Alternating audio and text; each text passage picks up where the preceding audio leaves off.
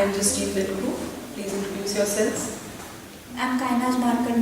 And you are? I'm Charu Verma from 11th Commerce. Okay, yeah. So you are Ajmer, serial number 1 candidate A, and you are Charu Verma, serial number 1 candidate B.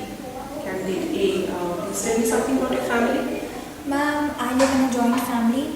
I have my grandparents, my parents, and a younger sister.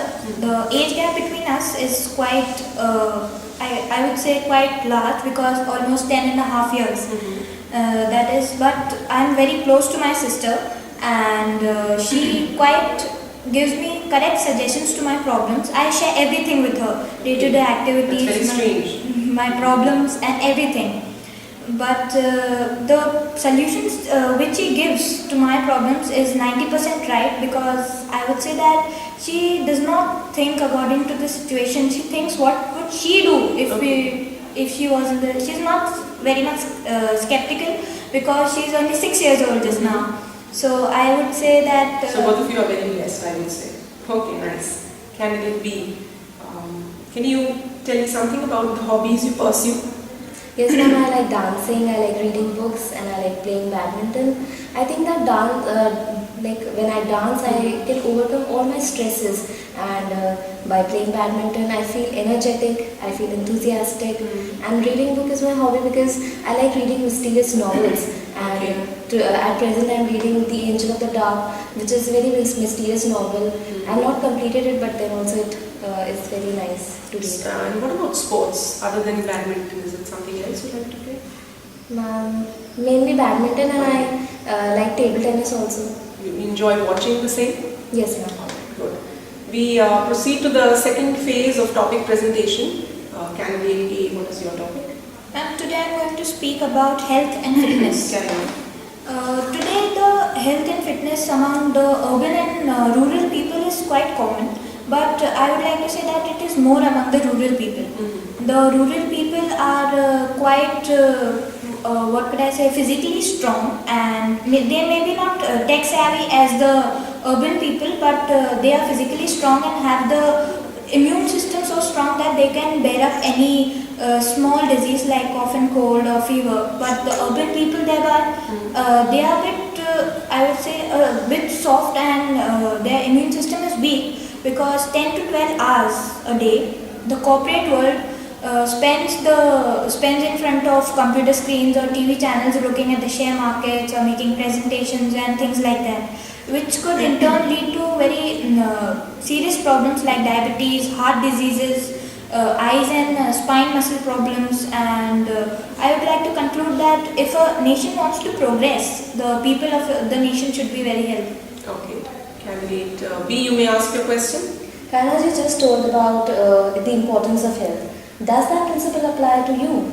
Yes, I think it applies to me also, because I cycle quite a lot, and I cycle every day, at least 5 kilometers every day, because my school is quite a bit far from my house, and the tuition classes which I go, that too I cycle, and I love playing sports.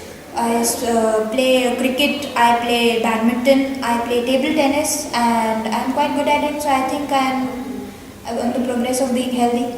Okay. Candidate A, it is said that health is wealth. Will you agree to that?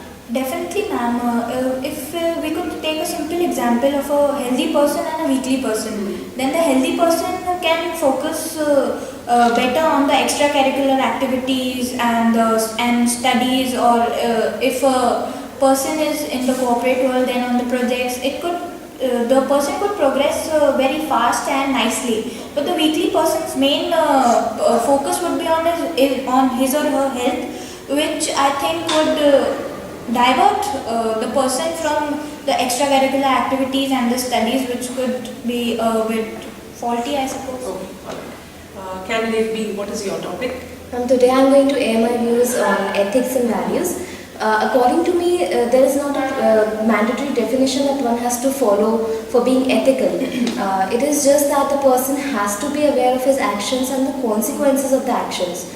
And people today are just want their rights to be done by the government, but they forget the duties and responsibilities And youth also seems to forget the meanings of words like ethics and values, and they commit crimes like sexual assaults and rapes and murder and burglary. Leave alone youth, adults also don't seem to be ethical enough. Like for example, we can take the politicians who can cross any limits for money and power. And at the end, I would wrap up by saying that discipline is the only weapon which can be used at this hour to fight the unethical ways. And a disciplined person will always have his actions done in an ethical way. Candidate A, you may ask your question. Charul, you told just now something about discipline, which was very appreciable, and I would like to ask you that if I see that the children of previous generations and the children of today's generation, there is a vast difference between them. The previous generation children were more attached to the parents, and today's generation they don't even respect or bother to listen to them. So, what would you say about that? I completely agree with you, Kainas, because the present generation is more towards westernization and towards the electronic gadgets. I consider that they want to spend their whole time, the whole day with their gadgets and watching movies and so, and they do not spend time with their parents who can imbibe values in them. Alright, candidate B. Can you mention some of the values that you personally uphold in your life and why? Ma'am, the values which I imbibe from in my life are like discipline and generosity and benevolence. I study in a prestigious institution, and I've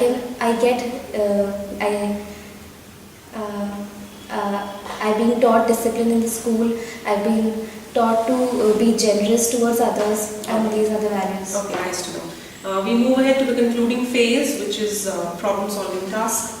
I'm going to hand over a prompt to you. You're going to read it for 20 seconds, go through it and then discuss on it. I'm going to read it for you first. It says, your friend drives a car to school and tuitions. Convince him not to do this till he gets a driving license. And you have to discuss with your partner on two things. First, what are the risks in teenage driving? Second, how will you convince him not to break the law?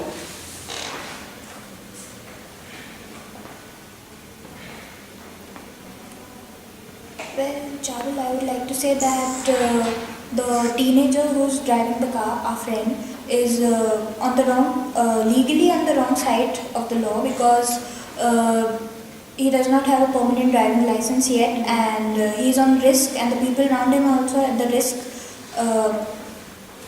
Beside these two things, the people who are around him, like if he's driving on the road, they are also at the risk, because if any accident or anything occurs, then the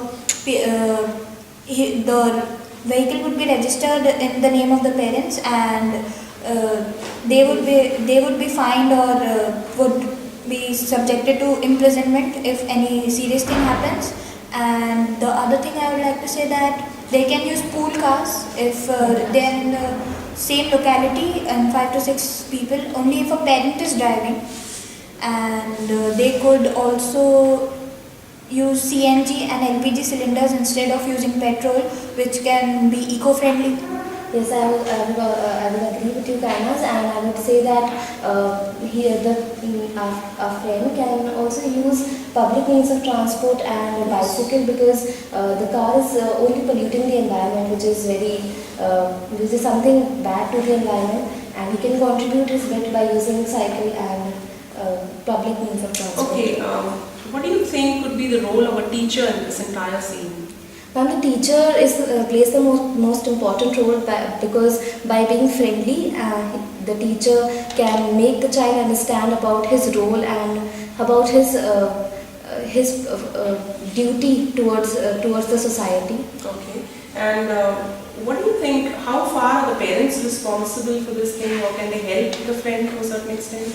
Ma'am, I think the parents are at a huge fault, because till their child has not attained the age of 18, they have handed over him or her the vehicle to drive, which is very risky, I suppose, because if anything happens to the child, like if an accident occurs or anything, the vehicle is dashed into an electric pole, or anything mishappening would be there. So the parents would be would at the fault, and the registration, like I said, registration of the vehicle is in the name of the parents. So they'll be subjected to imprisonment and fined up to a certain extent, which I think is 25,000 according to the new traffic rules. And all right. Do you agree with your partner? Yes, ma'am, I completely agree. All right. With this, we conclude our assessment. Thank you both very much.